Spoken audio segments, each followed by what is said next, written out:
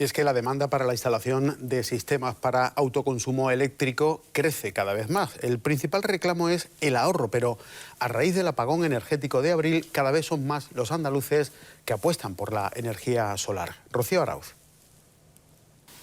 Una instalación de placas solares como esta puede suponer un ahorro en nuestra factura de la luz de hasta el 60%. Pero es que si además añadimos un sistema híbrido de baterías a la instalación, podemos garantizarnos el suministro eléctrico en caso de apagón y ahorrarnos hasta un 95% del consumo total de nuestro hogar.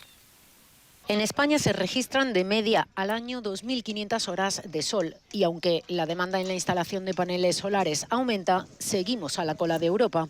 Estos sistemas son perfectos en España, o sea, es algo que tenemos que avanzar mucho. La instalación de estos sistemas de independencia energética para un hogar con 4 miembros cuesta alrededor de 6.000 euros. Cada vez se animan más andaluces que, como afirma Miguel, valoran las ventajas del autoabastecimiento. El apagón ya me pegó el empujón final y te pones a echar números y lo amortizas en nada, 5 o 6 años está amortizada toda la instalación. La garantía normal son 10 años, 20 años en las placas y el mantenimiento es prácticamente cero.